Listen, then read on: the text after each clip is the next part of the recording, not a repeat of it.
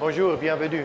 C'est encore une fois la chimie organique cette semaine, dernière fois cette semaine. Donc, hier, nous sommes arrivés jusqu'aux règles de l'octet. Donc, règles de l'octet, je répète, c'est le désir, c'est l'origine de chimie organique, c'est le désir de remplir couche de valence.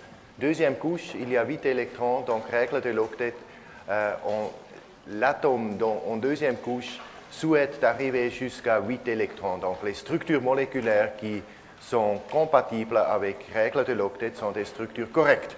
Et nous avons fait l'analyse avec carbone et nous avons vu le carbone tétraédrique avec les possibilités règles de l'octet sont soit 4 liaisons simples, 2 électrons par liaison, ça fait 8, soit une double liaison, par exemple ici un carbone sp2, une double liaison et une liaison simple avec un hydrogène et une liaison triple et une liaison simple. Avec l'azote, on bouge une groupe à droite dans le tableau périodique, c'est-à-dire on commence avec 5 électrons de valence, on doit ajouter, on doit partager, créer 3 liaisons, soit 3 liaisons simples covalentes, plus un doublet libre. Si vous comptez, c'est 3 fois 2 plus 2, ça fait 8. Ça, c'est en accord avec règle de l'octet. Autre possibilité, c'est une double liaison azote-carbone et une liaison simple et un doublet libre, ou une liaison triple azote-carbone et un doublet libre. Finalement, l'oxygène, on bouge un de plus et on commence avec 6 électrons de valence, donc on devrait faire 2 liaisons simples, ce qui sera ici un oxygène sp3, où on fait une double liaison dans le groupe carbonyle, et il y a 2 doublets libres. Si on compte, il y a 4 électrons là-dedans, plus 4 dans les 2 doublets libres, ça fait 8, ça c'est bon avec règle de l'octet. Puis, nous avons vu une petite addition sur règle de l'octet, c'est la détermination des charges. Pour déterminer les charges, donc dans les phospholipides réels, dans les cellules, dans les membranes cellulaires, les phospholipides existent avec une charge négative ici, une charge positive ici. C'est ce hydrogène, ce proton là-haut qui saute et se retrouve ici. Et par conséquent, il y a 4 liaisons sur ce azote ici, mais pas de doublet libre. Pour déterminer la charge, on compte un électron par liaison, ça fait 4. On compare avec l'azote atomique, qui est 5. Résultat, c'est un électron qui manque, donc charge c'est positif. Le complémentaire avec charge négative, il y a une liaison, 3 doublets libres, on compte 7. Électrons de valence dans l'oxygène, c'est 6. Il y a un de trop, donc ça c'est une charge négative. Mais finalement, il y a une exception que nous n'avons pas vue hier dans les phospholipides, et c'est le phosphore.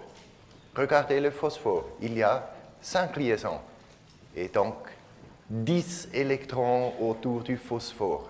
Donc ça c'est incorrect avec règle de l'octet. Pourquoi ça c'est possible?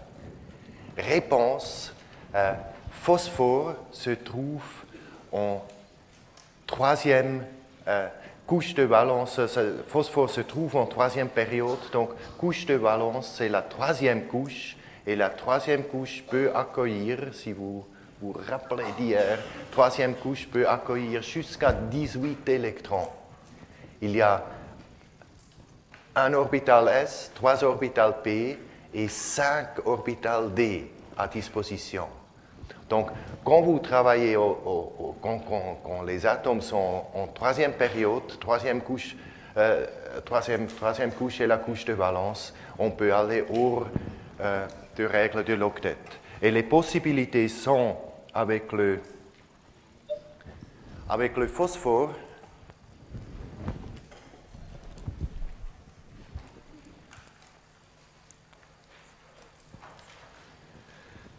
Avec le phosphore, vous commencez, phosphore se trouve jusqu'au-dessous de l'azote, c'est-à-dire on commence avec 5 électrons de valence.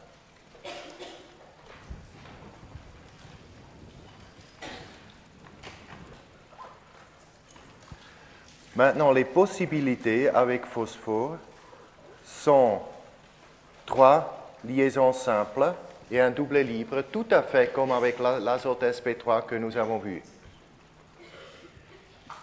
Mais, parce que nous sommes en troisième période, deuxième possibilité, c'est que le doublet libre accueille un oxygène additionnel avec une double liaison. Et ça, c'est la structure normale, ce qu'on trouve en nature. Ça, c'est le phosphate, le phosphodiestre, ce qu'on trouve dans les phospholipides, dans les oligonucléotides. C'est ce type de phosphore où on va hors de règle de l'octet et on ajoute un oxygène sur le doublet libre du P. On peut aller encore plus loin avec le soufre. Le soufre se trouve où? Le soufre se trouve en troisième période, donc couche de valence maximum 18 électrons, et le soufre se trouve jusqu'au-dessous de l'oxygène. Ça veut dire on commence avec 6 électrons de valence.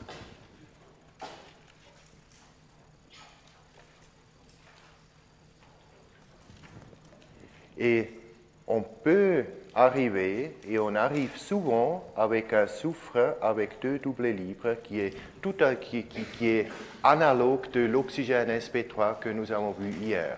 Ça, c'est le soufre que nous connaissons du sulfure, les groupes fonctionnels thiol. Ce soufre est très populaire en biologie et en médecine. Par contre, maintenant, nous avons 2 doublets libres. Donc, nous devons ajouter au maximum 2 oxygènes. Première possibilité, c'est ça, avec un doublet libre et un oxygène. Ça existe, pas trop en nature, mais c'est un sulfoxyde. C'est un sulfure avec un oxygène, c'est un sulfoxyde, pas à retenir, c'est pas pour le nom, c'est pas pour l'examen. Et on peut continuer et ajouter un deuxième.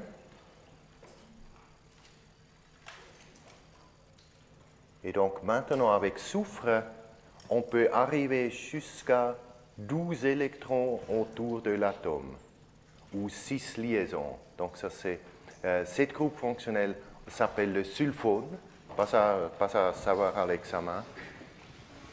C'est assez rare en médecine et en biologie, mais ça existe. Donc, je vous montre tout de suite.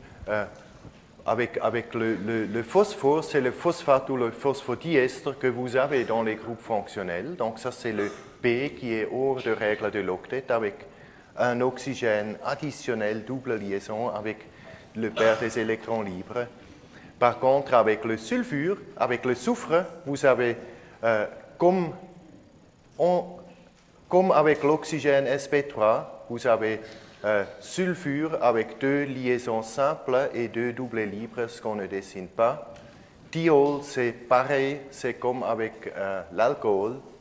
Vous avez 2 liaisons simples, carbone, hydrogène et 2 doublets libres. Et donc ça, c'est ce qu'on trouve normalement en nature, mais il y a des exemples. Un exemple très bien connu, c'est dans Viagra, il y a un soufre, regardez ici, il y a un soufre qui a 2 liaisons simples et 2 oxygènes ajoutés sur les doublets libres. Donc ici, en fait, ça continue avec soufre carbone et soufre azote. Dans ce cas, on parle d'un sulfonamide. Un sulfonamide, pas à savoir dans l'examen, mais c'est bon de constater. C'est Viagra, c'est aussi, il y a... on a testé plus que 15 000 antibiotiques de ce type sulfonamide. Donc ça arrive, c'est fréquent dans les médicaments. Donc ça, c'est tout à compléter pour règle de l'octet. Il y a une autre question à compléter dans le chapitre 1. Et j'étais très heureux aujourd'hui et ce matin que quelqu'un d'entre vous ont constaté qu'en fait, nous avons un petit problème. Nous avons commencé à construire les molécules à partir d'un carbone atomique avec 4 électrons dans la couche de valence, et ces 4 électrons sont différents. 2 se trouvent dans l'orbital 2s et 2 ensemble, et 2 se trouvent séparés en 2 orbitales 2p. Donc on commence avec des électrons différents, mais on arrive avec une structure qui est 100% symétrique, un tétraèdre parfait. Toutes les liaisons en longueur identique, tous les angles sont identiques, c'est le tétraèdre parfait. Donc, comment on peut commencer avec des électrons différents et arriver avec des liaisons qui sont toutes identiques? Très bien observé, c'est vraiment un problème. On a constaté ce problème, en fait, on a tout d'abord trouvé le tétraèdre parfait, et pour expliquer ce tétraèdre parfait, on a construit une théorie qui est l'hybridation du carbone. Donc c'est toute une théorie pour expliquer une observation. Et cette théorie, donc l'hybridation, c'est une théorie, ça commence, donc on commence avec le carbone atomique, couche de valence, il y a 2 électrons dans le 2s et il y a 2 électrons dans les 2p. Maintenant, tout d'abord, on prend un des électrons du 2s et le met dans le dernier 2p. Donc on a 4 électrons séparés dans les 4 orbitales à disposition dans la couche de valence. C'est un peu la situation que vous avez illustrée ici. Vous avez le 2s en rouge et les 3 orbitales 2p, et dans chaque orbital, vous avez un point, un électron. Maintenant, pour l'hybridation, on mélange, on prend ces 4 orbitales, on les mélange et on les met à une énergie égale tous les 4. Et on dit que ces orbitales nouveaux sont des orbitales sp3 parce qu'on a mélangé 3 orbitales p et un orbital s. Le résultat sont 4 orbitales sp3. Ces orbitales sp3, un orbital sp3 est comme ça. C'est un peu une sphère et un 8 ou 3 8 mélangés ensemble. C'est une côté plus grand, une côté plus petit. Les 4 orbitales sp3 sont arrangées dans le tétraèdre, dans un tétraèdre.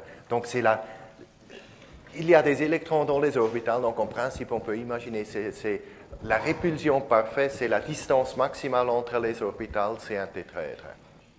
Et maintenant, pour créer le méthane, molécule le plus simple, on produit une liaison entre un orbital sp3 et un orbital S de l'hydrogène.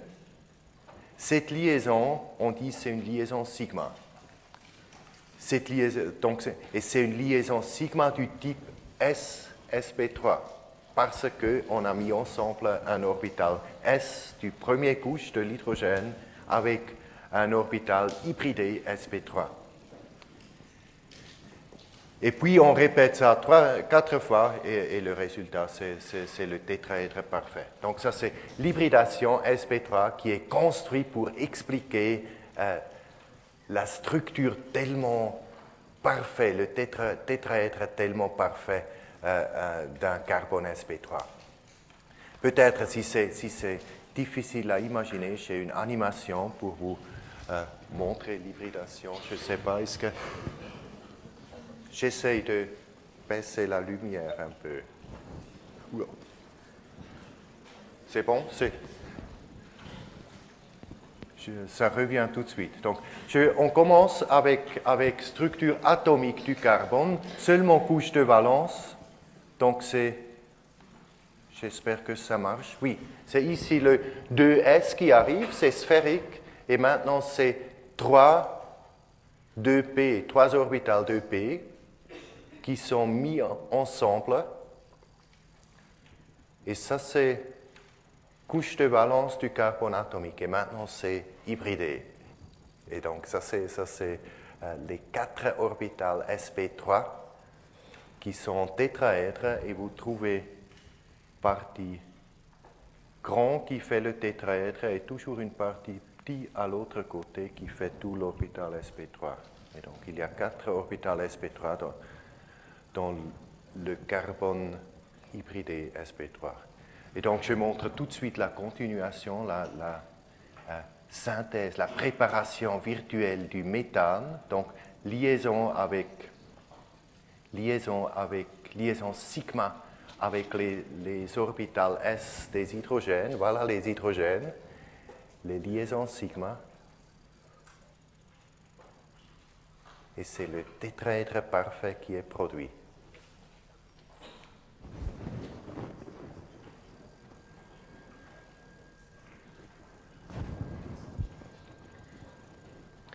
Maintenant, ce qu'on montre à la fin, c'est important, c'est la surface totale du CH4, du méthane. Donc, c'est un objet, c'est un tétraèdre, un objet, ce qu'on peut tourner. C'est colorié avec la probabilité où se trouvent les électrons.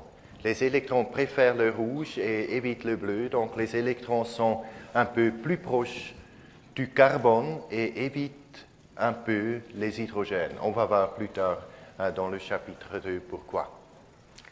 Et donc ça c'est tout pour le chapitre 1. J'essaie de remonter lumière. Voilà.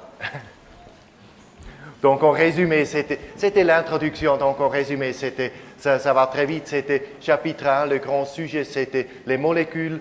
Les molécules sont des arrangements des groupes fonctionnels. Les groupes fonctionnels sont des arrangements des atomes. Et nous avons répété un peu ce qu'il faut savoir des atomes et des groupes fonctionnels. Donc atome, c'est le tableau périodique. Comprendre les tableaux périodiques, les périodes. Les atomes dans les mêmes périodes aux mêmes couches de valence. Les groupes sont les verticales. Les atomes dans les mêmes groupes ont le nombre identique des électrons dans les couches de valence, mais couches de valence différentes. Isotopes sont des atomes minoritaires, fortement minoritaires, des atomes spéciaux dans un élément qui ont un nombre de neutrons qui est plus grand que le nombre des électrons et des protons. C'est plus 1 ou plus 2, peut-être plus, mais normalement plus 1. Donc, normalement, le nombre, c'est égal au numéro atomique, et c'est neutrons, protons, électrons identiques. Dans les isotopes, il y a 1 ou 2 plus de neutrons. Et ça influence la masse moléculaire d'un élément qui est toujours un peu plus que 2 fois le nombre atomique. Configuration électronique, ça c'est comment on remplit les couches. Couche de valence, c'est très important. Couche de valence, c'est l'origine de la chimie organique, remplir couche de valence. Et puis, pour remplir couche de valence, nous avons vu règle de l'octet pour deuxième couche, la couche centrale pour chimie organique. Nous avons vu qu'on remplit, on partage les électrons dans les liaisons covalentes. Ça, c'est l'origine des molécules. Pour expliquer la structure des molécules, nous venons de voir l'hybridation, et puis nous avons vu formule moléculaire et masse moléculaire. Tout ça revient. Groupe fonctionnel, nous avons tout simplement constaté les groupes fonctionnels importants dans ce cours, et nous avons appris d'identifier les groupes fonctionnels dans les molécules importantes en médecine. Donc ça, c'était l'introduction. Maintenant, nous pouvons commencer avec le premier grand chapitre, ça c'est le chapitre 2.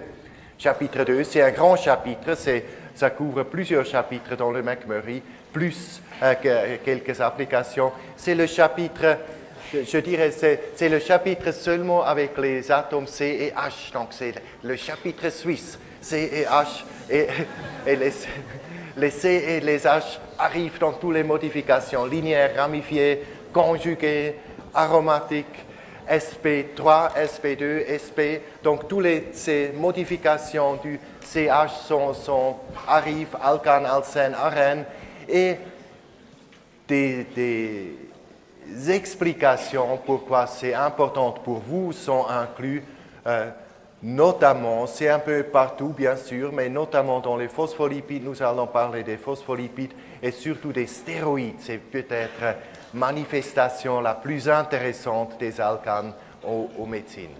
Donc tout de suite, les alcanes le plus petit, nous avons déjà vu, c'est le méthane, c'est le CH4, et nous avons tout constaté, longueur de liaison, angle et tout ça. Pour entrer dans la famille des alcanes, maintenant, on prend un hydrogène et on le remplace avec un carbone. Et puis, on ajoute les hydrogènes pour compléter la règle de l'octet. Et deuxième alcane, ce qu'on arrive, c'est le C2H6. Ce qui est nouveau dans ce C2H6, c'est une liaison covalente carbone-carbone. Il n'y avait pas ici. Angle de cette liaison avec les autres liaisons, ça reste l'angle tétraédrique, c'est autour du 110, ça suffit de savoir, c'est autour de 110 degrés. Une liaison carbone-carbone est plus longue qu'une liaison carbone-hydrogène, liaison carbone-carbone simple. Liaison carbone-carbone simple, c'est 1,54 angstrom. Angstrom, c'est 10 puissance moins 10 mètres. 0,154 nanomètres. C'est plus long parce que la taille des deux atomes, c'est plus grand. L'hydrogène, c'est très petit, première couche, c'est couche de valence. Et donc, c'est un peu plus long. Si vous constatez, donc ça on dit c'est la structure de Kekulé. Si vous regardez structure de Lewis, c'est avec les points. Si vous regardez structure de Lewis, c'est bon pour vérifier règle de l'octet et on constate que tout est bon pour règle de l'octet. Chaque carbone est entouré par 8 électrons, donc couche de valence, deuxième couche, c'est rempli. La liaison simple carbone-carbone, c'est encore une fois, c'est une liaison simple. L'hybridation des carbones reste identique et donc maintenant, cette liaison, c'est une liaison sigma du type sp3. sp3, deux orbitales sp3 partagent leurs électrons. Donc ça c'est le début. Après, pour développer la famille des alcanes, on continue à remplacer des hydrogènes par les carbones et on peut aller très loin. Toute la famille, on parle des alcanes saturés, les hydrocarbures ou les composés aliphatiques. La formule moléculaire, en général, nous avons vu avec un carbone, c'est 4 hydrogènes, 2 carbones, c'est 6 hydrogènes, 3 carbones, c'est 3, 2 fois 3, c'est 6, plus 2, c'est 8, 4, et comme ça. Donc formule moléculaire générale des alcanes, c'est CnH2n plus 2. Dans toute la diversité des structures des alcanes, on peut trouver 4 types des carbones. C'est les carbones, on parle des carbones primaires, si un carbone contient 3 hydrogènes et une liaison carbone-carbone. Carbone secondaire, c'est 2 liaisons carbone-carbone plus 2 hydrogènes. Tertiaire, c'est 1 hydrogène et 3 carbones. Et carbone quaternaire, c'est un carbone qui est entouré, qui partage les électrons seulement avec des carbones, 4 carbones. Donc, pour un carbone secondaire, vous avez besoin, vous avez besoin minimum 3 carbones. Dans le C2, il n'y a que 2 carbones primaires. Carbone secondaire, vous avez besoin de 3. Carbone tertiaire, vous avez besoin de 4. Carbone quaternaire, vous avez besoin minimum 5 carbones. Donc, avec 3 carbones, la situation, c'est facile, il n'y a rien de spécial, il y a seulement une possibilité de construire la molécule, c'est mettre les 3 carbones en ligne, comme vous pouvez imaginer ici, carbone, carbone, carbone. Avec 4 carbones, la situation devient plus intéressante, parce qu'avec 4 carbones, vous pouvez les mettre comme ça, ou vous pouvez les mettre en ligne. Peut-être je dessine.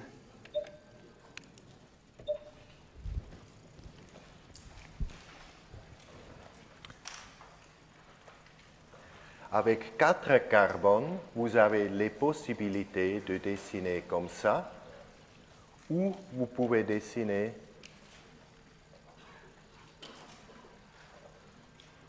comme ça. Ça, on dit ono, c'est un alcane linéaire, et en bas, c'est un alcane ramifié.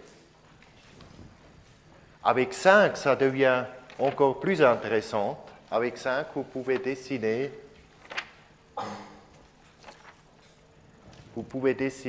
linéaire. Donc 5, c'est combien d'hydrogènes? C'est N, 2N plus 2, c'est 5, je dirais c'est 12. C'est C5H12. Vous pouvez dessiner soit 1, 2, 3, 4, 5. Puis vous pouvez prendre 1 et le mettre ici. Ça sera 1, 2, 3, 4, 5. Et vous pouvez prendre l'autre et le mettre ici. Ça sera 1, 2, 3, 4, 5. Donc, en top, vous avez alcane linéaire et en bas, vous avez les ramifiés avec un carbone tertiaire et un carbone quaternaire.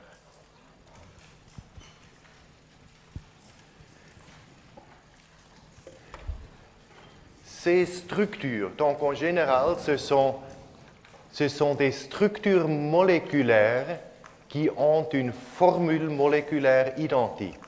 Structures moléculaires clairement différentes, formule moléculaire identique. Ces molécules, on appelle, ce sont des isomères de constitution. Vous avez les modèles des structures développées du C5H12, vous avez les trois que nous venons de dessiner, vous les avez ici, vous avez ici les alcanes linéaires, le C5 linéaire, ici c'est ramifié avec carbone tertiaire et carbone quaternaire. Donc, ces trois sont les isomères de constitution du C5, l'alcane C5. Les isomères de constitution sont des molécules différentes. Ils ont caractéristiques, formules moléculaires identiques, mais structures différentes. Donc, ce sont des molécules différentes avec des propriétés physiques différentes. J'ai écrit seulement point d'ébullition ici comme exemple de propriétés physiques. Point d'ébullition, c'est différent à température de fusion, densité, ce que vous voulez, viscosité, propriétés physiques, propriétés chimiques différentes. Ce sont des molécules différentes avec un caractère différent et une structure différente, bien sûr. Donc, c'est définition des isomères de constitution. Vous pouvez continuer, c'est quand même, c'est intéressant, ça va très vite. Avec 6, c'est gérable. Avec 6, vous avez 5 isomères de constitution. Si vous voulez, nous pouvons le dessiner. Vous voulez le dessiner? 6, je peux faire très très vite. C'est vraiment pas difficile. Donc, j'espère. Je fais 6. 6, je commence avec 1, 2, 3, 4, 5, 6. Et puis, je prends 1 et je le mets 1, 2, 3, 4, 5 et je mets 1 ici. Je peux prendre l'autre et le mettre là-bas.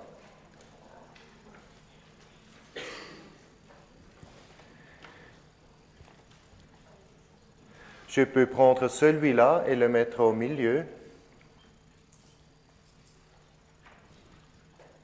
Ou, comme avec le C5, je peux construire un carbone quaternaire. Je peux prendre celui-là et le mettre ici. Ça me donne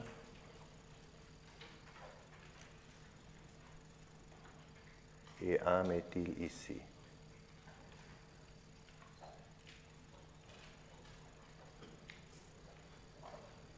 Pas très joli. Mais ça, c'est les 5 isomères de constitution du C6. Après, donc, si vous continuez, C7, il y a 9, 8, 9, 10, 15, 20, regardez, 20, 30. Et 30 carbones, ce n'est pas beaucoup. Hier, nous avons vu vancomycine, c'était 66. Imaginez. Donc c'est dans les isomères de constitution, il y a toute la richesse de la chimie organique. C'est énorme. C'est vraiment énorme ce que vous pouvez faire avec les isomères de constitution. C'est un peu partout les isomères de constitution. Dans les acides aminés alpha, donc nous avons vu les acides aminés alpha hier, est-ce qu'il y a des isomères de constitution dans les acides aminés alpha? Réponse, bien sûr, réponse c'est oui. Est-ce qu'il y a, donc dans les acides aminés alpha, il y a bien sûr pas des alcanes, ils sont les acides aminés alpha, mais les chaînes latérales, il y a les chaînes latérales qui ont que des carbones hydrogène, des atomes hydrogène et carbone. Par exemple, si vous regardez ici valine, c'est bien sûr l'acide aminé alpha là-bas, mais la chaîne latérale, c'est que c'est 3H quelque chose, H. Donc, dans ce cas, on ne parle pas d'un alcane, mais d'un substituant alkyle. Substituant alkyle. Donc, valine a une chaîne latérale ou un substituant alkyle. Et avec les substituants alkyles, les hydrogènes, ou formule moléculaire générale, c'est CnH2n plus 1. Parce que si on commence avec les alcanes, on a enlevé un hydrogène et on a mis ici l'acide aminé alpha au place d'un hydrogène ici.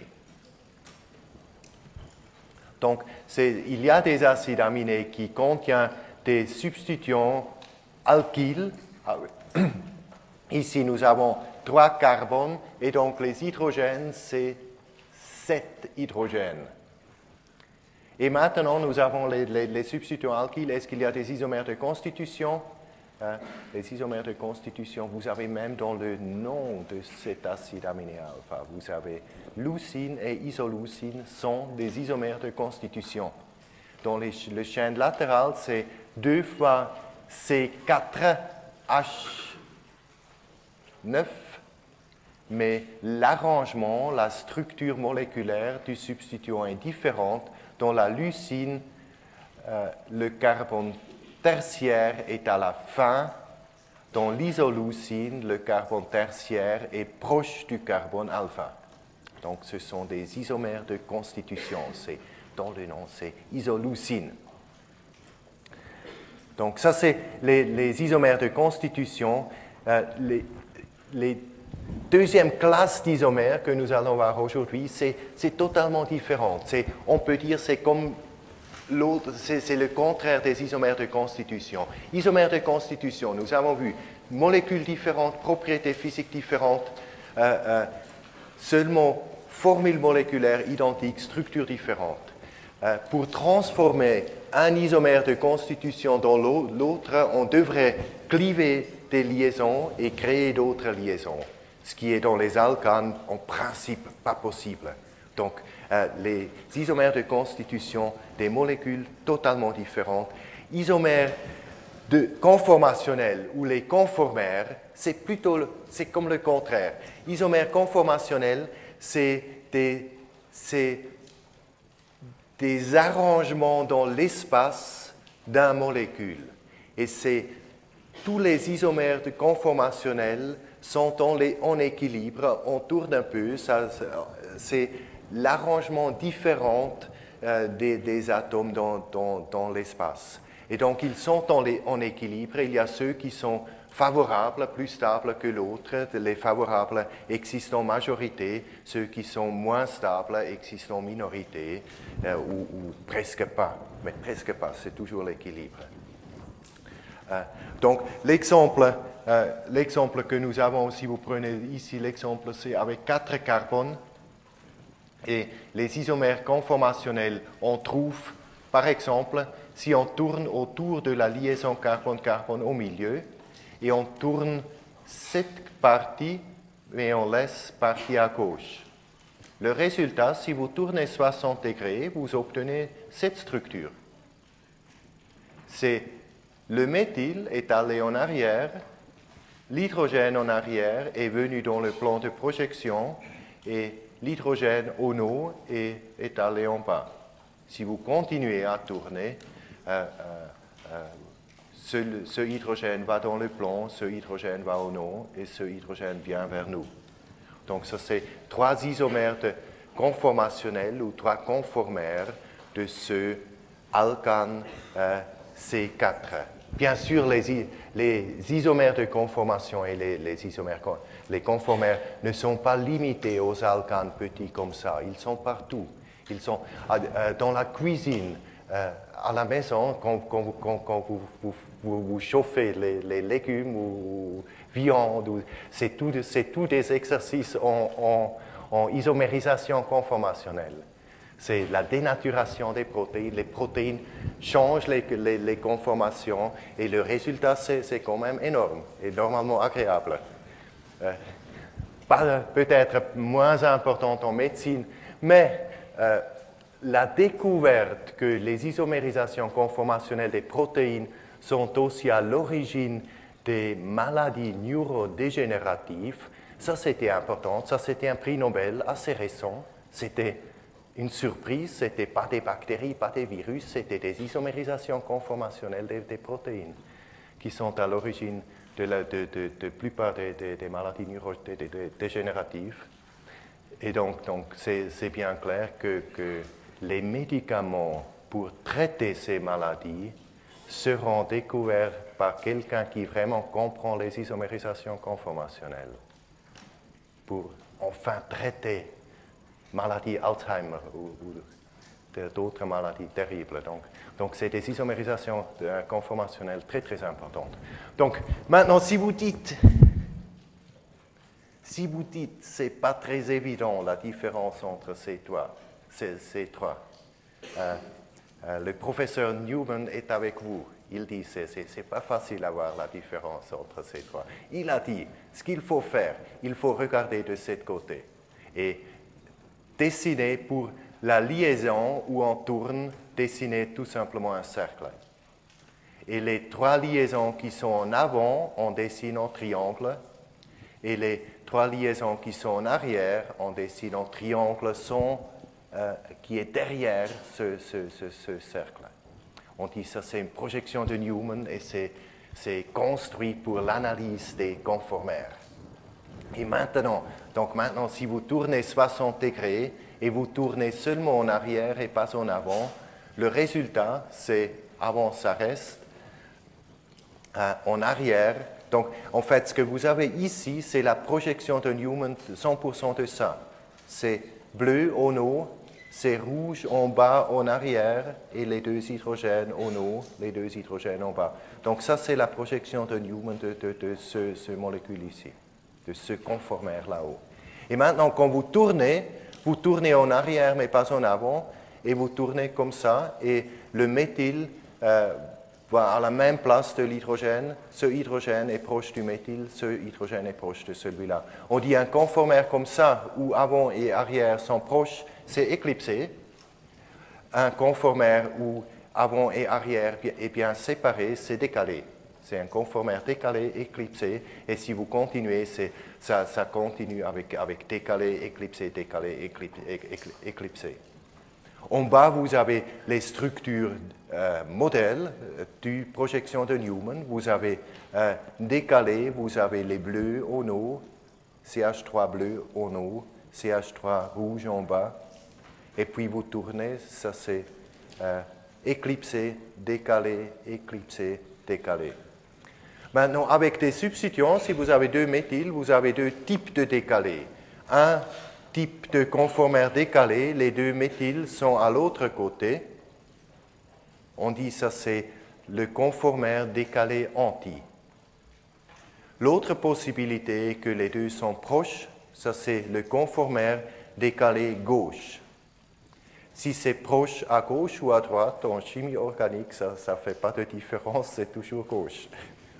Donc, ces rotations autour d'une liaison simple, ils sont libres. Ça coûte très très peu d'énergie, donc c'est libre. Ça peut tourner, tous les 5 ou plus existent. Lesquels sont les conformères favorables?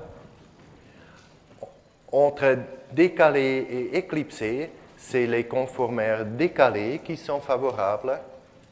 Entre les deux possibilités décalées, anti ou gauche, c'est le conformaire anti qui est favorable. Donc, le conformaire qui existe en majorité, c'est le conformaire décalé anti. Maintenant, si vous dites que ça reste difficile à voir que c'est ces rotations et tout ça, je réponds le mieux pour comprendre, c'est acheter des modèles moléculaires. Parce qu'avec les modèles moléculaires, je l'ai fait, c'est tout simplement, vous tournez ici et vous avez les conformaires. Vous regardez projection de Newman, vous tournez ici.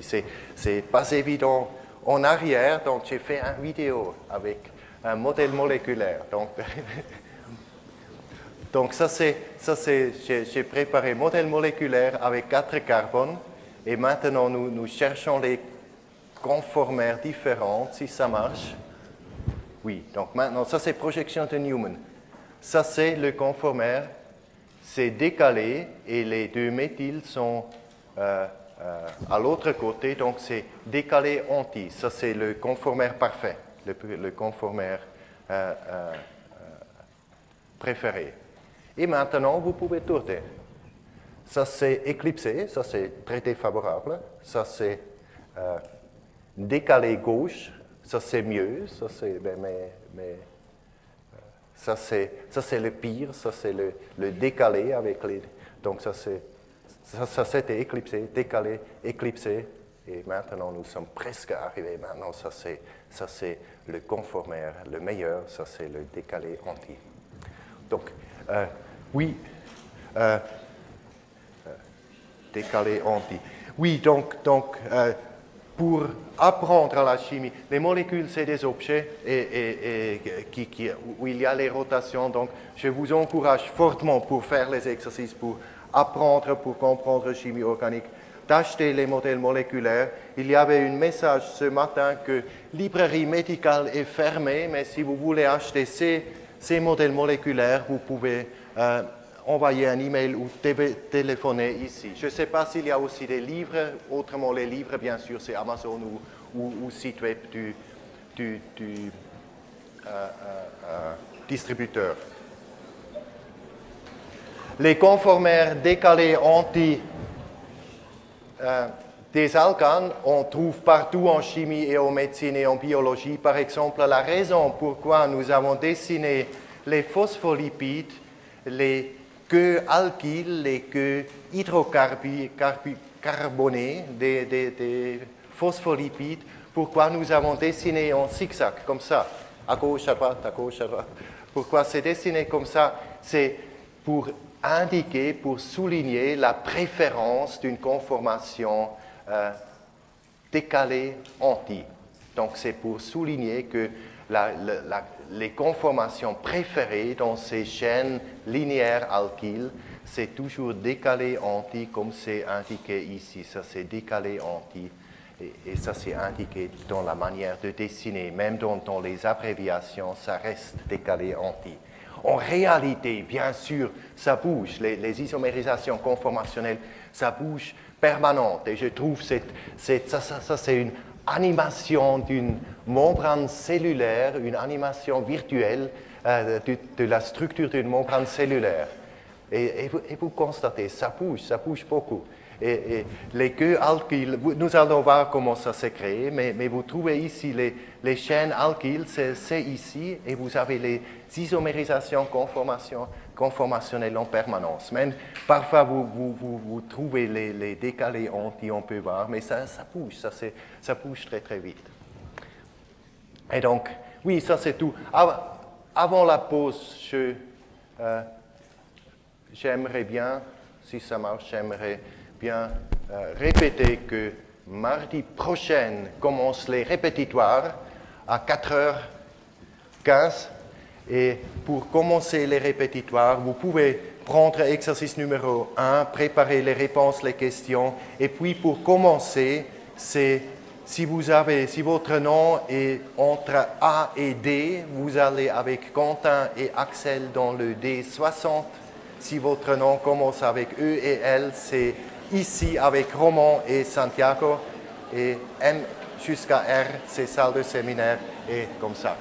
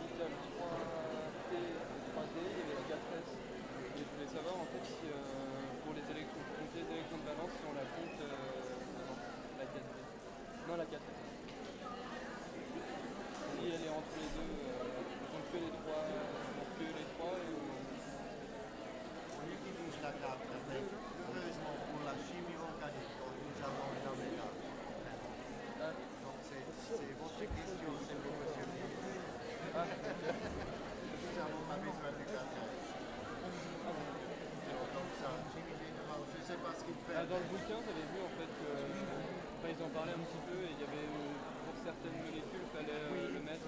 Oui, dans le livre, vous avez contenu vous avez plus que nous avons, que nous pouvons rester. Donc pour nous, nous n'avons pas besoin de restons. En principe, nous restons en désolé.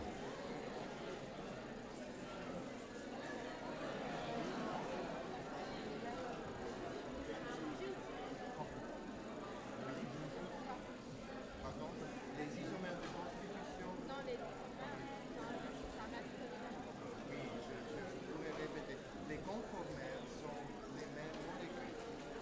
Donc, vous ne pouvez pas séparer un conformère de l'autre. C'est un mélange des deux. Donc, vous ne pouvez pas dire que... On en isoler ensemble. Non, c'est toujours...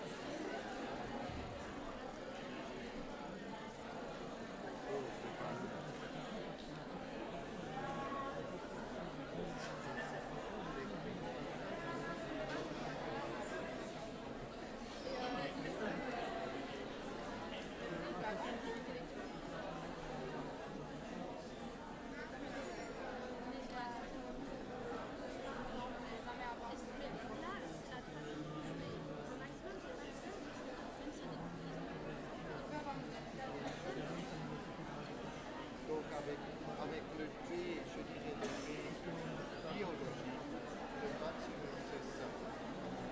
C'est-à-dire ça c'est donc avec le T, le maximum est ça. Avec le S, le maximum c'est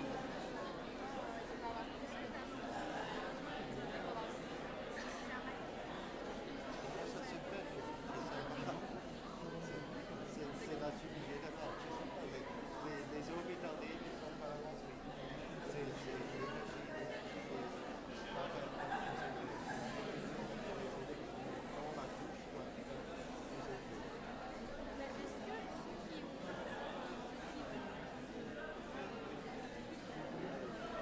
Est-ce que ceux qui ont 4 Non, ceux qui ont 4 heures ont une couche de balancement, donc il faut aucune contact avec l'environnement. Ça, c'est les gaz ionifères, les gaz rares. Les gaz rares et ils ont déjà la fusion, donc ils n'ont pas besoin d'électrons.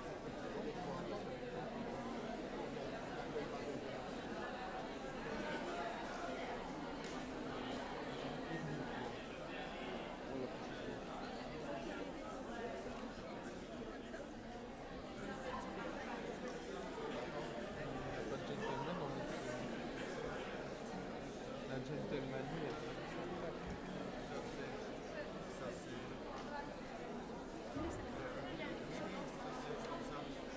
Ici, vous avez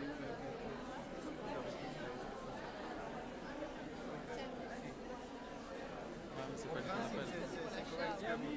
Non, non, il est le mieux, le mec est petit sur conformé ça. le C2 et le C1. Où ça? C'est sérieux. Le grand t-shirt bleu clair. Debout.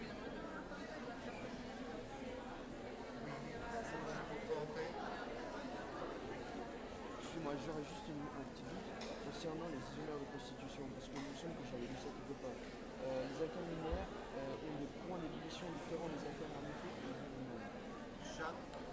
Chaque isomère de constitution a son propre propriété physique, comme un point d'ébullition. D'accord.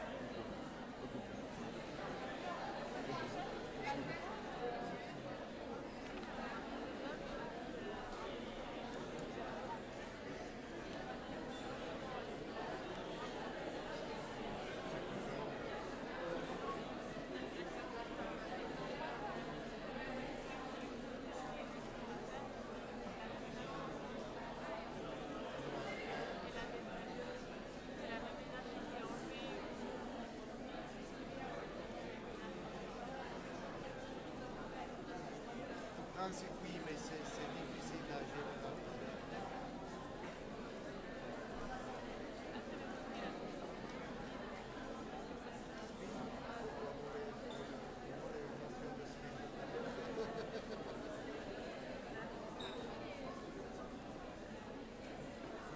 Vous avez pas besoin. Le spin, c'est un qui est avec ses flèches. Et c'est un qui est comme ça, et l'autre qui est comme ça. Mais pour moi, vous n'avez pas besoin de spin. Peut-être que j'ai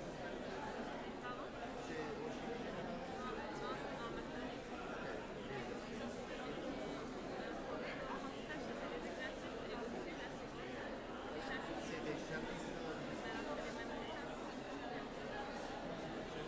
Quelques, oui.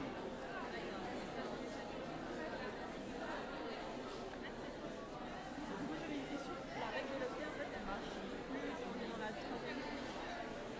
C'est juste ça. Parce que moi il devrait y avoir 18 électrons. Parfois ça marche, parfois ça marche. Ah, 18, ça marche jamais, c'est juste. Oui. Il n'y a pas une règle de 18. Parce que dans la deuxième couche, on est 8 électrons. Oui, pour la molécule correcte, vous avez besoin de 8. Et dans ce sens, dans la troisième, ça ne marche pas. Pour la troisième, c'est plus compliqué. C'est souvent c'est 8 et parfois c'est, vous avez vu, parfois. Très souvent c'est 8, parfois c'est 10, surtout avec les phosphores, c'est normalement 10 et parfois c'est 10. J'avais juste encore une question.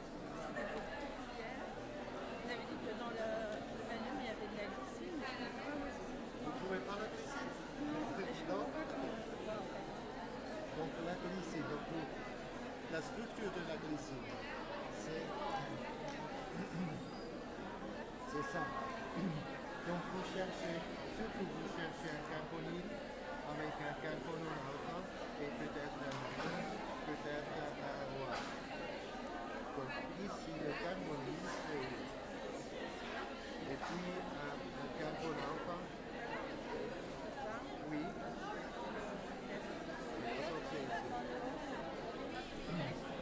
Donc l'azote est transformé au imine, ici l'acide carboxylique est transformé en amine, ça peut arriver, mais c'est un, c'est un dérivé de la glycine. Je dis c'est un dérivé de la glycine parce que sur le carbone alpha, il n'y a que 2 hydrogènes. Et ça c'est la caractéristique de la glycine. Tous les autres, il y a des chaînes latérales de fond. Il y a méthyl ou... Donc, oui, je disais là-dedans, donc regardez, nous allons parler de la pénicilline. Là-dedans se cachent 2 acides aminés. Au fait, dans la vancomycine se cache plein d'acides aminés, mais ça c'est plus difficile. Mais les pénicillines, vous pouvez trouver les choses dans la même manière que...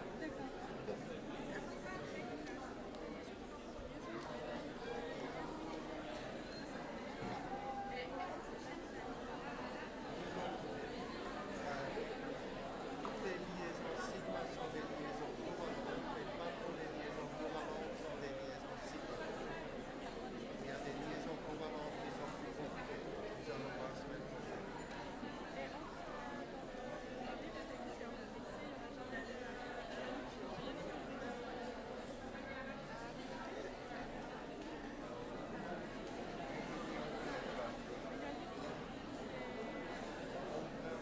Avec le C, il n'y a pas de liaison ionique. Ça, c'est juste qu'il n'y a pas. Au principe, c'est pas stable. Si vous faites ça existe un C noir, c'est un carbone, ou un C bleu, c'est un carbone, mais ça c'est comme ça. Ça existe seulement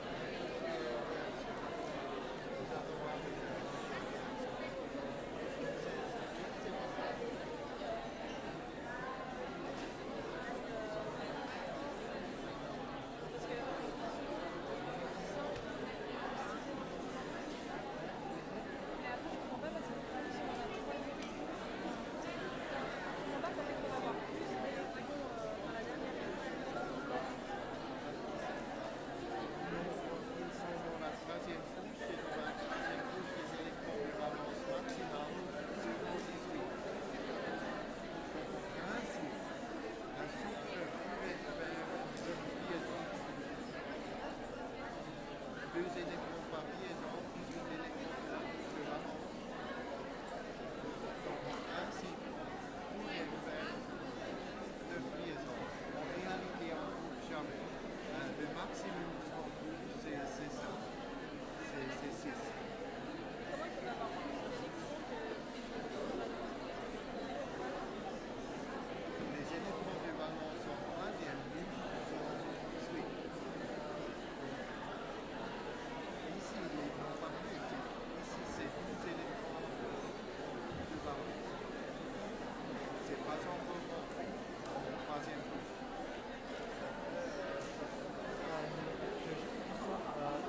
Vous avez expliqué que pour les SP3, il y avait les 4 électrons du carbone se répartissaient sur les 3 orbitales P. Enfin, une S et 3 P. Et du coup, ça faisait SP3. Ce que je ne comprends pas, c'est le SP2. Comment ça se fait que. Comment on explique le SP2 ou le SP? Il y a la semaine prochaine. Vous n'avez pas un élément de réponse? C'est dans le nom. On prend un S et 2 P et on mélange et on fait le triangle. Et on laisse un orbital P atomique. On en laisse un? On en laisse. On a besoin pour la double liaison. La liaison qui? La liaison P. Mais ça vient.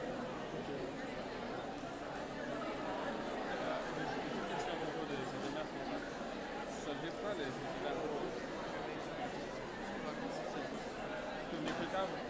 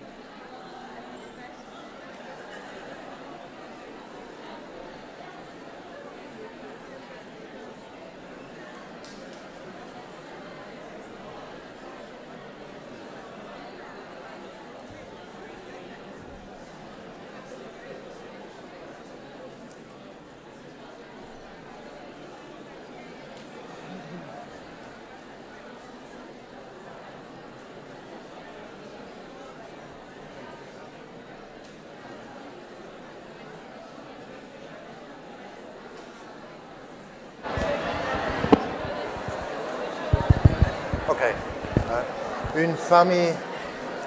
Une famille spéciale des alcanes. Une famille spéciale et très très intéressante des alcanes sont les cycloalcanes. Les cycloalcanes, les plus petits en principe, on arrive aux cycloalcanes, si vous voulez, le plus petit possible, c'est propane. On arrive, si vous enlevez un hydrogène d'un côté et un hydrogène de l'autre côté, et vous remplacez tout avec une liaison carbone-carbone simple. Et le résultat, c'est un triangle. C'est le cyclopropane, pas à retenir, mais c'est le cyclopropane. Pareil, vous pouvez continuer avec un alcane linéaire avec 4, c'est le butane, enlevé et vous arrivez au carré. Et ça continue. Donc, c'est toujours vous enlevez 2 hydrogènes et vous remplacez par une liaison carbone-carbone, c'est-à-dire la formule moléculaire générale des alcanes. Pour les cycloalcanes, ça se simplifie parce que 2 hydrogènes sont toujours enlevés, donc ça devient formule moléculaire générale, c'est CnH2n. C'est très simple. Donc, c'est 2 hydrogènes sont enlevés, c'est CnH2n. Dans les cycloalcanes, ils sont très intéressants, les cycloalcanes. Les plus petits sont vraiment intéressants parce qu'il y a de la tension dans les molécules, dans les cycles. Donc, c'est tension de cycle. Ce sont des structures qui ne sont pas vraiment bonnes. Ils ne sont pas vraiment bons. Il y a 2 raisons pour cette tension. Première contribution à la tension de cycle, c'est les angles de liaison entre les carbones. Si vous prenez un triangle, l'angle dans le triangle, c'est toujours 60 degrés. nous avons vu dans l'hybridation sp3, l'angle tétraédrique, c'est 110. Donc l'angle dans le triangle, c'est beaucoup trop petit pour une hybridation sp3. Et donc ça c'est la première origine de ces tensions. En fait, en réalité, ce n'est pas vraiment l'angle qui est fortement diminué. En réalité, l'angle, c'est un peu plus petit, mais la tension se trouve dans la liaison. La liaison sigma, c'est pas linéaire, c'est tordu, c'est plutôt type banane. La tension, c'est dans la liaison. Mais formellement, la tension vient de l'angle incorrect dans le triangle. Deuxième origine de ces tensions de cycle dans les cycloalcanes très petits, ça vient des conformères. Dans les cycloalcanes, bien sûr, les isomérisations conformationnelles sont plus possibles. On ne tourne plus parce que c'est tout bloqué dans le triangle ou le carré ou ce que vous voulez. Et c'est bloqué dans des conformations que nous savons maintenant sont des conformations défavorables. Donc si vous regardez, vous décidez une projection de Newman sur cette liaison carbone-carbone, ce que vous trouvez, c'est déterminé par le triangle qui est dans le plan, et on trouve les hydrogènes dans une conformation qui est éclipsée et qui est défavorable, comme nous avons vu. Donc, encore une fois, ça amène à la tension de cycle. Donc, deux origines pour la tension de cycle, c'est les angles incorrects et les conformations incorrectes. Et ces tensions de cycle, le résultat est que les cycloalcanes sont des explosifs. En fait, l'explosif le plus puissant du monde, ce n'est pas le TNT, ce n'est pas la dynamite, c'est l'explosif le plus puissant, vous avez là-bas, c'est le octanitrocubane. Ici, vous avez donc cubane, c'est le nom pas ça à retenir, bien sûr, mais c'est la tension de cycle en 3D, c'est le carré mis en cube. Donc, ici, vous avez une molécule, c'est très, très joli, mais c'est extrêmement explosif. Donc, vous avez le carré en cube, donc vous avez tension de cycle en 3D. Et on ajoute des groupes nitro, 8 fois nitro. Nitro, c'est NO2, nous n'avons pas sur la liste parce que ce n'est pas très populaire en médecine, mais avec les explosifs, c'est super parce que ça attire les électrons. Et rend le cube encore plus fragile. Donc, explosif le plus puissant du monde. Pourquoi ça c'est intéressant pour vous en médecine? En médecine, en fait, les explosifs en médecine, il y a de l'histoire. Il y a les explosifs. En fait, Nobel, le monsieur derrière le prix Nobel, il était surpris quand il était plus vieux. Il était surpris que la nitroglycérine, sa découverte, était bon pour son cœur. Et il a pris l'explosif pour traiter les maladies du cœur. Mais tension de cycle la plus puissante en médecine, aussi la plus importante en médecine, vous trouvez ici. Donc ça marche. Vous avez ici, ça réussit, ça c'est boum. Et donc le molécule...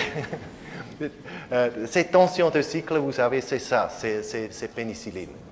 Et pénicilline, tension de cycle, donc ça c'est pénicilline, c'est vraiment une des molécules extrêmement importantes. C'est l'antibiotique du XXe siècle. C'était Deuxième Guerre mondiale et c'était découvert très légendaire avant et puis prix Nobel après Deuxième Guerre mondiale parce que c'était tellement important. Aujourd'hui, pénicilline et tous les antibiotiques similaires sont presque inutiles à cause de la résistance. Et aujourd'hui, l'antibiotique, nous avons vu hier, le plus important, c'est vancomycine, un lactame très très grand. Un lactame avec, on pourrait dire, un macrolactame dans un cycle énorme. Ici, les pénicillines et les antibiotiques du XXe siècle sont aussi des lactames, mais ils sont les lactames les plus petits possibles. Regardez, c'est lactame c'est ici, c'est groupe fonctionnel amide dans un cycle. Et dans le cycle, il n'y a que 2 carbones additionnels. Donc on parle, ça c'est, en fait, Là-dedans se cachent 2 acides aminés alpha, vous pouvez les chercher si vous voulez. Donc ici c'est un carbone alpha et puis il y a un autre carbone dans le lactame, donc on parle de alpha-bêta, on parle de bêta-lactame et les antibiotiques du type bêta-lactame. Et donc c'est dans ce cycle où se trouve la tension. Ce cycle, nous allons voir tout de suite avec 5 atomes, la tension commence à... la situation, c'est plus normal, moins de tension, mais la tension, c'est vraiment là dans la pénicilline, dans le bêta-lactame, et c'est, si vous voulez, l'explosion, c'est la libération du tension de cycle, ce qui est au cœur de l'action des antibiotiques du type pénicilline. C'est l'ouverture de cycle qui fait exploser les bactéries, si vous voulez. Donc c'est le médicament parfait pour tension de cycle et les explosifs en médecine. Vous l'avez bien sûr, vous l'avez sur votre liste, vous pouvez identifier le reste des groupes fonctionnels que nous avons vus. Bêta-lactame, vous avez ici, vous pouvez chercher les acides aminés qui sont là-dedans. Et le cycle avec 5 atomes, ça vient maintenant. Cycle avec 5 atomes, c'est cyclopentane, si tous les atomes sont des carbones.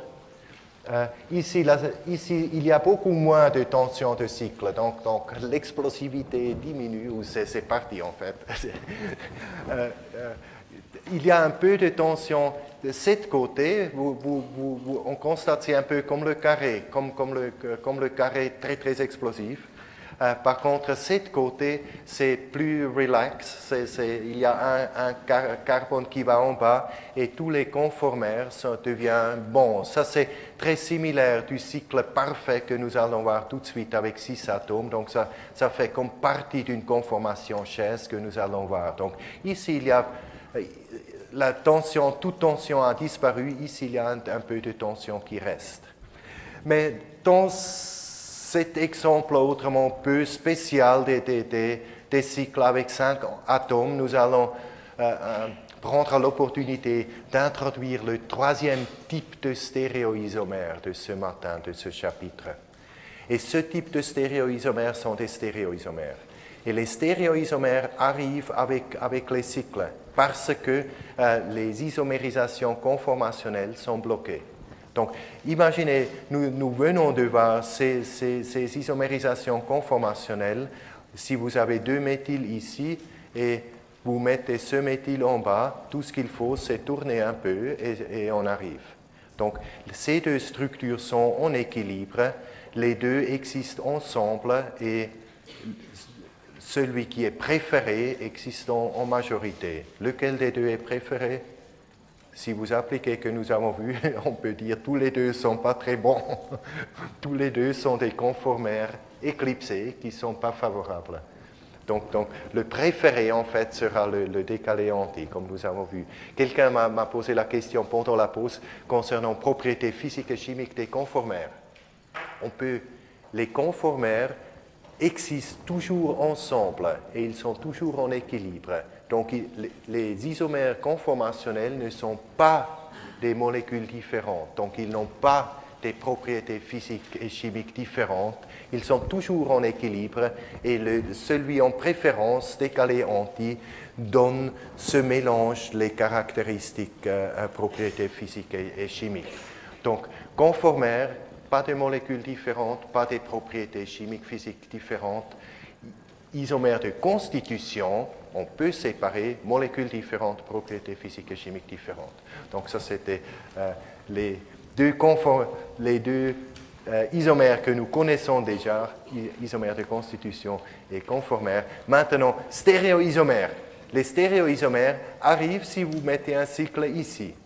Si vous mettez le cycle ici, ça peut être 5, ça peut être n'importe quel nombre d'atomes dans le cycle. Cette rotation est bloquée. Vous tournez, on ne peut plus tourner.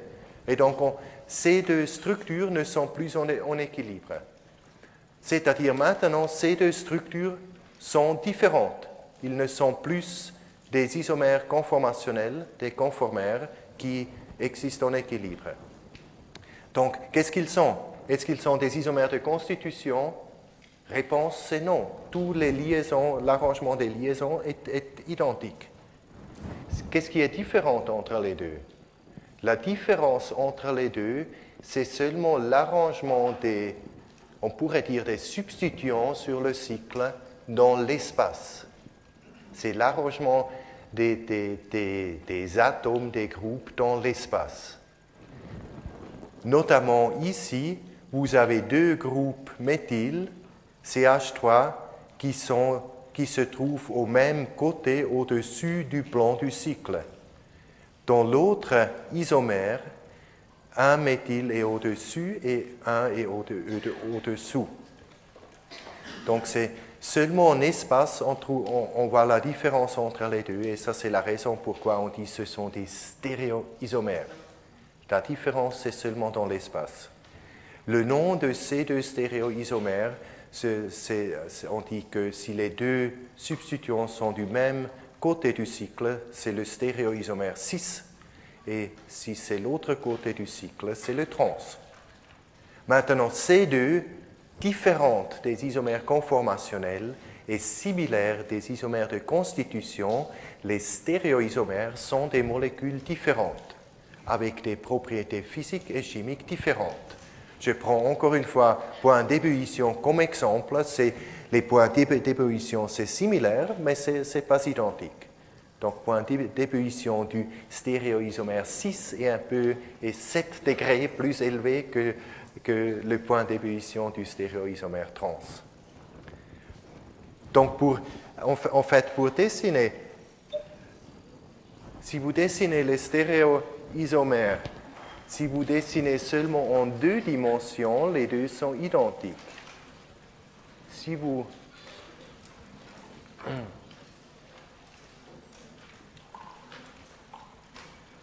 Ce que nous avons vu, si vous dessinez un cyclopentane avec 2 groupes méthyl en 2 dimensions, et vous prenez un et vous prenez l'autre et vous mettez en 2 dimensions, c'est la même chose. C'est cis ou trans. Donc pour indiquer les stéréoisomères, vous devez dessiner les lignes gras ou pointillées, indiquer si c'est vers nous ou en arrière. C'est-à-dire pour un 6, je mets ce méthyl vers nous et ce méthyl vers nous. Pour un trans, un stéréoisomère trans, je laisse ce méthyl vers nous et je mets ce méthyl en arrière.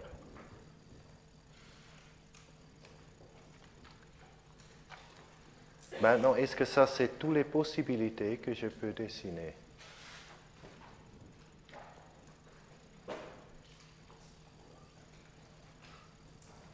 Essayons tous les deux en arrière. C'est même côté du cycle, donc ça c'est 6. Ou essayons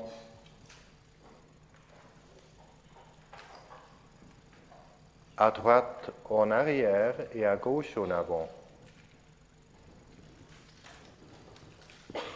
Est-ce que ces deux stéréoisomères, ces 6 trans, est-ce qu'ils sont différents de ces deux 6 trans? C'est une question intéressante. Si vous prenez celui-là, imaginez toujours des objets. Si vous prenez celui-là et vous le tournez 180 degrés, ces deux méthyls en arrière se trouvent en avant. Et prenez un objet et tournez 180 degrés, ce n'est pas de problème, c'est permis. Donc, les deux sont identiques. Ces deux molécules sont des molécules identiques. Par contre, si vous essayez avec celui-là, vous le prenez, vous tournez 180 degrés, est-ce que vous vous retrouvez là-haut? Réponse c'est non. Vous restez ici. Si vous tournez 180 degrés, c'est vous retrouvez ce molécule. Donc ces deux, ces deux stéréoisomères ne sont pas identiques. Et la différence entre ces deux, ça va être clarifié dans le chapitre 3. C'est une question très intéressante qui va revenir. Et donc, pour le moment, c'est ce qui est à savoir que existe des isomères du type stéréoisomère. Ça existe dans les cycloalcanes parce qu'on ne peut plus tourner. Et les stéréoisomères sont des molécules différentes. On voit la différence seulement dans l'espace. Si on dessine trois-dimensionnel, les substituants sont soit même côté, l'autre côté cis ou trans. D'accord. Donc maintenant, le cycle parfait. Nous avons vu 3, 4, 5, 2, 3, 2 n'existe pas. 3, 4, c'est intéressant parce qu'il y a la tension. 5, c'est une transition, c'est peu intéressant. Mais 6, c'est très intéressant parce que le cycle avec 6 atomes, il n'y a aucune tension de cycle. C'est le cycle parfait, il n'y a aucune tension. Et il n'y a aucune tension parce qu'on peut arranger le cycle dans ce qu'on dit une conformation chaise. Conformation chaise, vous avez le dessin ici. En fait, j'ai oublié.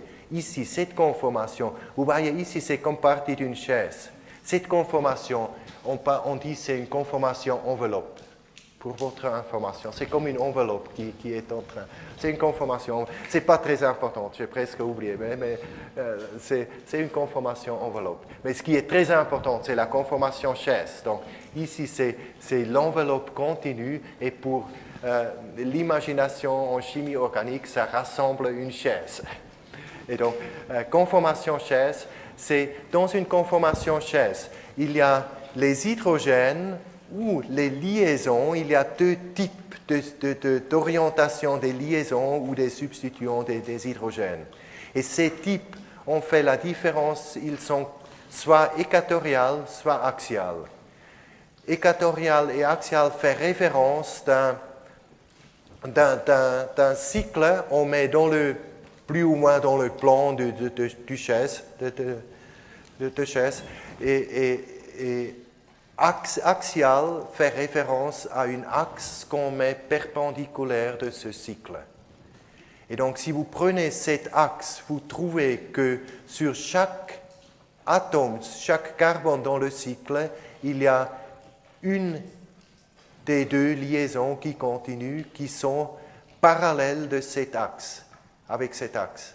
Et ces liaisons, ou ces hydrogènes, on dit que ce sont des liaisons axiales ou des hydrogènes en position axiale ou des substituants en position axiale, toujours quand c'est parallèle de l'axe du cycle, c'est axial. Il y a 6 liaisons axiales, 1 par atome de carbone dans le cycle.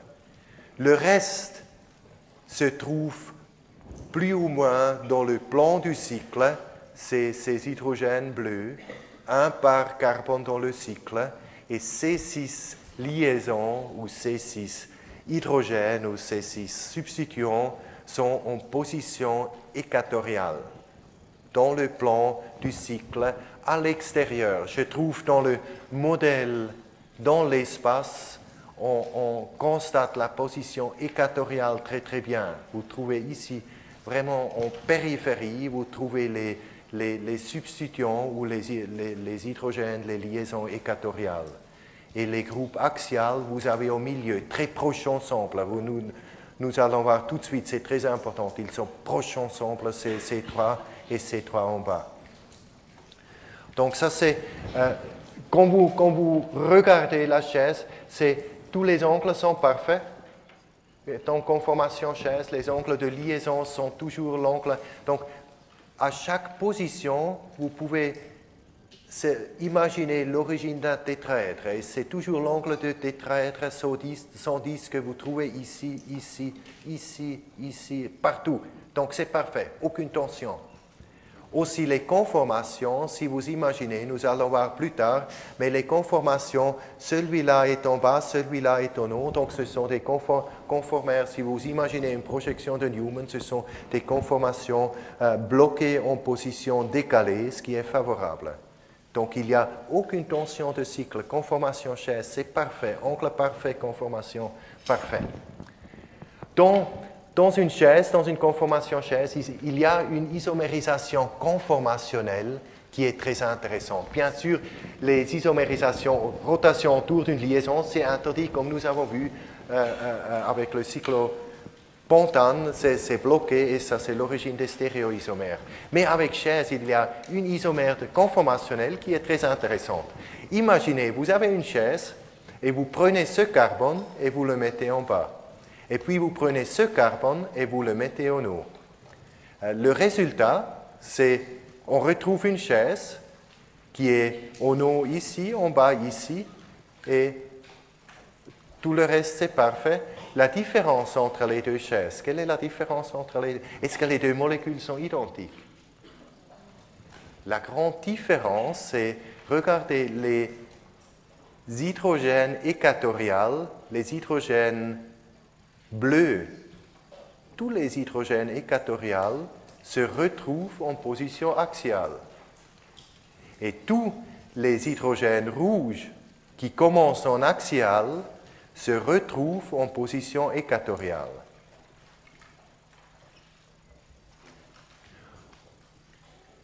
Cette isomérisation conformationnelle est nommée, c'est un basculement. Vous avez ici, vous avez structure, le modèle trois-dimensionnel avant et après basculement.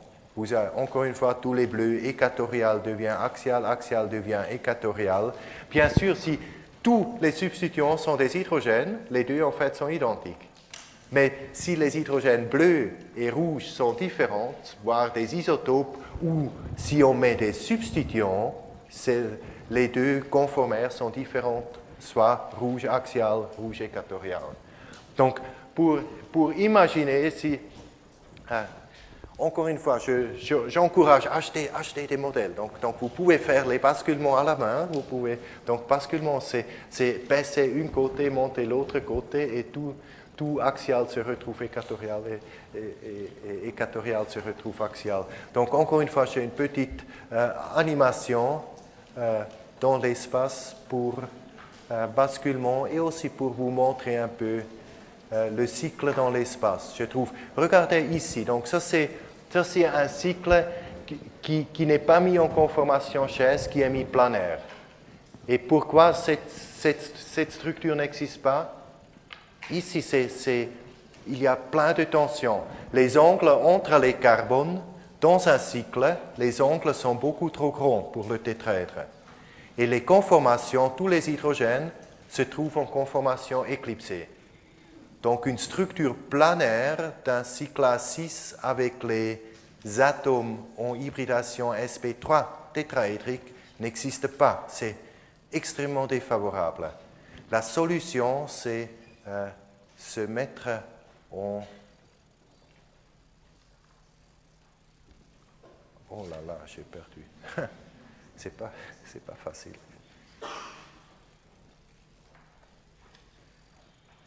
Donc, la solution, c'est conformation chaise. Et maintenant, ça tourne pour illustrer les j'essaie d'arrêter. Si ça... Ah oui. Maintenant, c'est une projection d'une conformation chaise qui est haut, en arrière, bas, en avant. Et j'ai arrêté ici pour vous illustrer les conformations parfaites dans une conformation chaise. Ici, vous avez comme une projection de Newman. Et vous trouvez les liaisons en avant, le triangle d'une projection de Newman, et en arrière. Et c'est très clair, c'est une conformation décalée parfaite. Donc il n'y a aucune tension qui vient d'une conformation défavorable. Il n'y a aucune tension de cycle dans la conformation chaise. Et maintenant, j'essaie d'arriver au basculement. Oui, maintenant on monte à gauche et on arrive. Il y a pas mal de détails dans cette animation, oubliez-le, il y a quelques conformations. Cette conformation, ce n'est pas favorable. Pour les chimistes, c'est un bateau. Si on monte un avant baisser l'autre, c'est un bateau, ça n'existe pas, c'est défavorable. Il y a les conformations défavorables. Maintenant, on se retrouve l'autre côté et c'est fini. Donc, isomérisation conformationnelle et du type basculement, c'est pas intéressant si tout est hydrogène, mais ça devient très très intéressant si vous introduisez des substituants. Ici, vous avez substituant le plus simple, on remplace un des hydrogènes axial par un CH3. Et maintenant, vous avez CH3 ici, et basculement, si vous basculez, donc basculement, ça sera, vous mettez celui en bas, vous montez l'autre côté, et le résultat, c'est le méthyle se retrouve en position équatoriale. Et maintenant, ça c'est différent. Un substituant méthyle en axial ou en équatorial, c'est pas, les structures sont différentes. Les deux structures, comme tous les isomères conformationnels, les deux structures sont en équilibre. Question, lequel des deux est préféré? Lequel des deux conformères est préféré? Réponse, c'est le substituant aux positions équatoriales est préféré. En règle générale, le conformère avec le nombre maximal des substituants en position équatoriale est toujours préféré. La raison pour cette préférence, c'est ce qu'on dit, c'est l'interaction 1,3 diaxiale. Nous avons vu dans le modèle, et on constate ici, si le substituant, comme méthyle ou plus grand, est en axial, ce substituant, c'est très proche des deux hydrogènes qui se trouvent sur le carbone séparé par 2 dans le cycle. Donc, si on dit ce carbone, c'est le carbone numéro 1, ça, le carbone numéro 2, 3, c'est l'hydrogène sur le carbone numéro 3 qui est très proche du substituant. Donc, ça, c'est l'origine de ces 1, 2, 3. C'est 1, 2, 3, interaction 1, 3. Et ça, c'est une interaction défavorable. Les deux sont trop proches. Il y a une contrainte stérique. Et donc, c'est l'interaction 1, 3 diaxiale. C'est une interaction défavorable qui est libérée avec le basculement. Parce que après basculement, quand le CH3, le substituant est en équatorial, le partenaire, l'hydrogène en 3, c'est très loin, dans la périphérie, mais l'autre côté. Et il n'y a aucun substituant ou hydrogène qui est proche de cette groupe méthyle en position équatoriale. Donc la préférence des substituants grands pour la position équatoriale est parce qu'en équatorial, ils sont seuls. Il n'y a pas de contrainte stérique, il n'y a pas d'interaction 1,3 diaxiale défavorable. Donc pour apprendre et comprendre ces basculements et interactions 1,3 diaxiale, j'ai un exercice intéressant. La question de l'exercice, c'est pourquoi, question générale, pourquoi la nature préfère la glucose? Pourquoi en biologie, glucose est préférée par rapport à d'autres sucres? Vous avez besoin de plus d'informations pour traiter. Donc, une question plus spécifiée, combien de substituants sont en position équatoriale ou axiale avec glucose? Et donc, si je pose cette question, je n'attends pas que vous pouvez dessiner la structure de glucose. Donc, je vous donne la structure glucose et puis on va procéder à l'analyse. Donc, c'est un exercice magnifique. Donc, glucose. Structure glucose, c'est oxygène,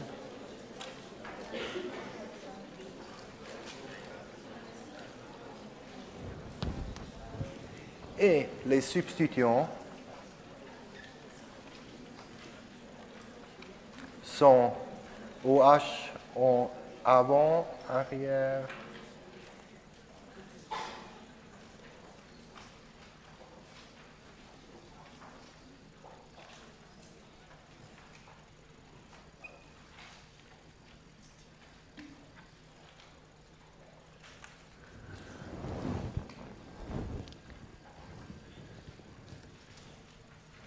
glycose. Plus précisément, c'est le D-glycopyranose. D.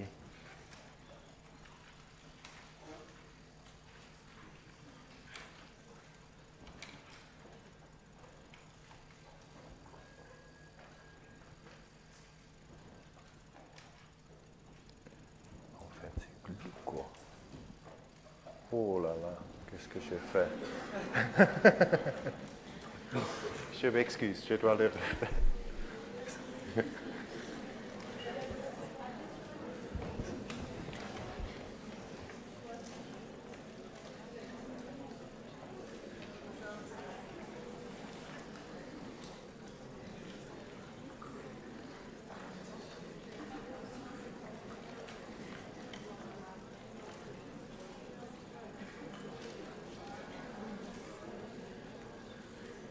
Ok. C'est refait. Et j'étais en train, je dois faire attention, j'étais en train d'écrire que ça c'est le D. Glycopyranose. Ça c'est le nom correct. Vous allez comprendre ce qui se trouve dans le nom dans le chapitre 5. Pour le moment, c'est le nom de cette structure. En principe, c'est la glucose. Quels sont les groupes fonctionnels? Groupes fonctionnels, il y a plein d'alcool. Est-ce qu'il y a plus que des alcools? Il y a un groupe fonctionnel spécial que vous avez, c'est un hémiacétal. C'est HOCOC. Donc là-haut, vous avez un hémiacétal. Mais, donc la question, c'était combien de substituants? Ce n'est pas un phénol, pas du tout. Parce que phénol, c'est un OH avec des noyaux aromatiques. Et ici, ce n'est pas aromatique.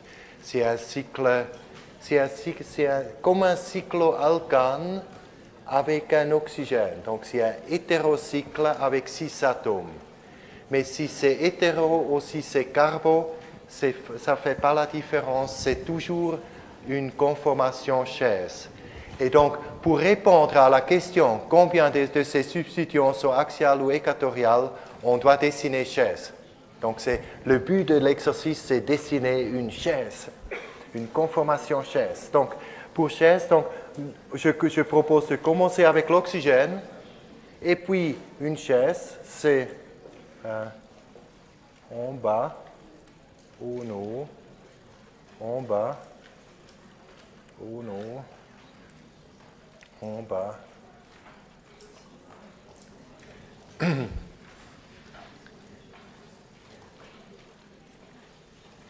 Peut-être, maintenant j'essaie. Oh, c'est trop long.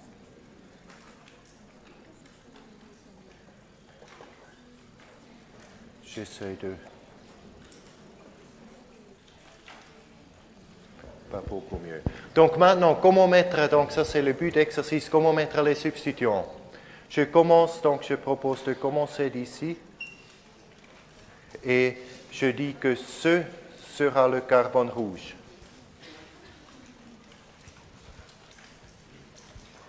Pour ajouter, donc maintenant, qu'est-ce que je dois ajouter? Je dois ajouter une groupe OH et je dois compléter par un hydrogène qui est en arrière que je ne dessine pas, normalement. Dans la chaise, dans la conformation chaise, où se trouvent ces deux groupes? Je dois mettre une liaison équatoriale, une liaison axiale. Et maintenant, attention, pour dessiner les chaises, ce qu'on doit faire, on commence toujours par dessiner le tétraèdre autour du carbone. Donc, pour dessiner le tétraèdre, je dois mettre une liaison ici et l'autre liaison en bas ou en haut, c'est en bas. Si en haut, ça ne devient pas un tétraèdre, c'est type parapluie. En bas, c'est comme ça devient un tétraèdre. Et maintenant, est-ce que c'est OH équatorial ou axial, hydrogène équatorial ou axial? Réponse, en principe, je peux commencer comme je veux. Ça dépend, si je dis je regarde comme ça sur le cycle et je mets la projection du haut. C'est l'OH qui vient le premier et l'hydrogène qui vient le deuxième. Si je regarde du bas, c'est l'hydrogène qui vient le premier et l'OH qui vient le deuxième. Vous pouvez regarder de n'importe quel côté, vous pouvez choisir comme vous voulez, mais après choix, vous devez rester dans votre perspective. Ça, c'est comme avec les modèles, vous pouvez tourner votre modèle comme vous voulez, mais quand vous avez choisi votre perspective, vous devez rester. Donc, je propose de regarder sur la structure planaire de notre côté et de cette perspective sera du haut. Donc, je regarde du haut sur ce cycle. Et si je regarde du haut, c'est le OH qui vient le premier et l'hydrogène qui vient le deuxième. Si je regarde ici, le premier, c'est la liaison équatoriale. Donc, l'OH, c'est en équatorial. Et H, c'est en axial. Donc, ça, c'est tout ce qu'il faut savoir. Le reste, c'est répétition. Ce carbone ici.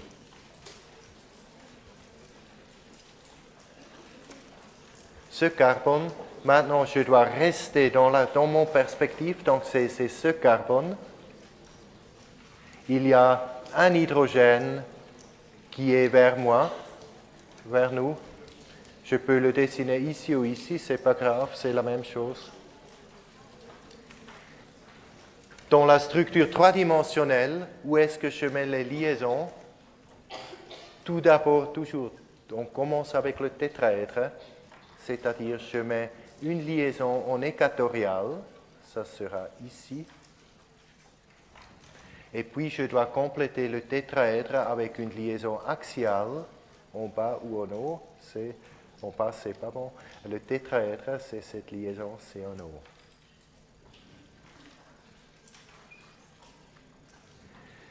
Et est-ce que maintenant, OH ou H, c'est lequel des deux se trouve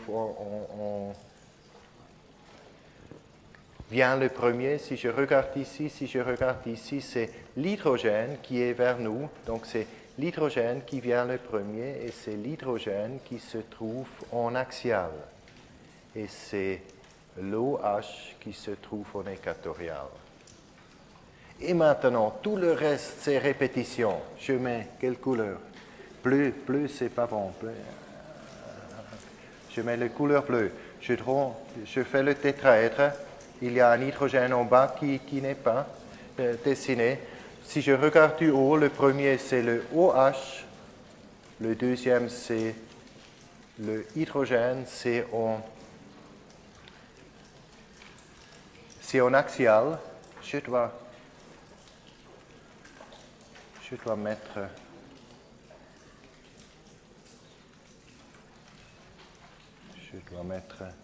ce carbone un peu à côté.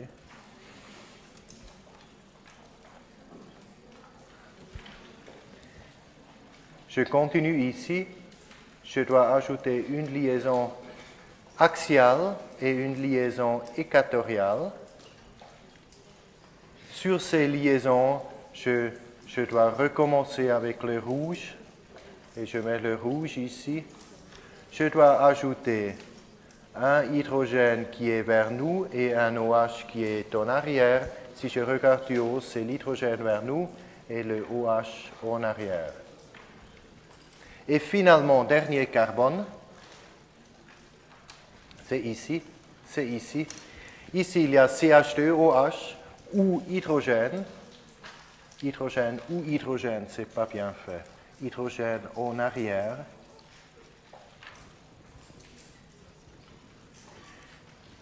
Je complète le tétraèdre par une liaison en équatoriale et une liaison en axiale. Et je retrouve en équatorial, c'est le premier, c'est vers moi, vers nous, c'est le CH2OH.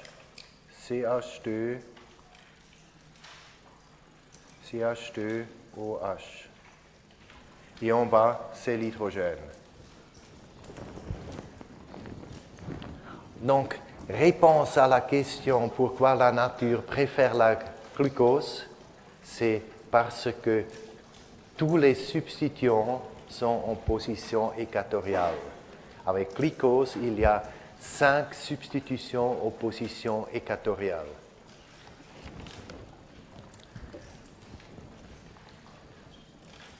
Bien sûr, vous pouvez appliquer un basculement. Donc, si vous voulez, après, vous pouvez regarder. Glucose, c'est ici. Je vous encourage de le faire. En fait, glucose, c'est ici.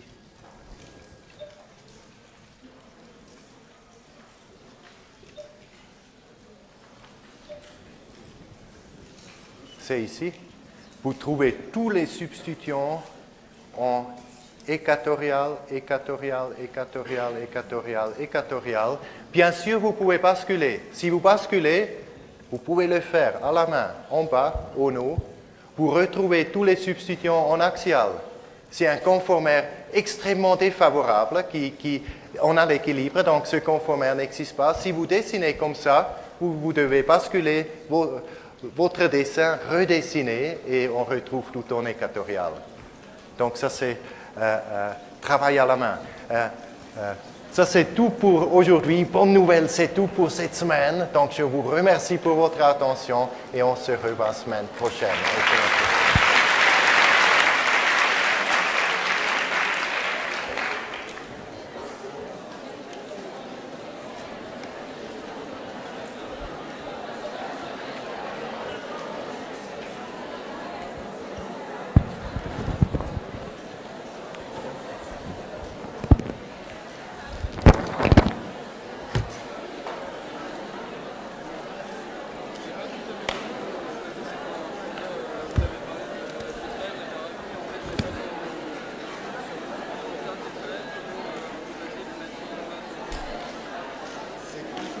À la fin, c'est toujours chaque carbone, vous avez besoin d'une structure de microphone.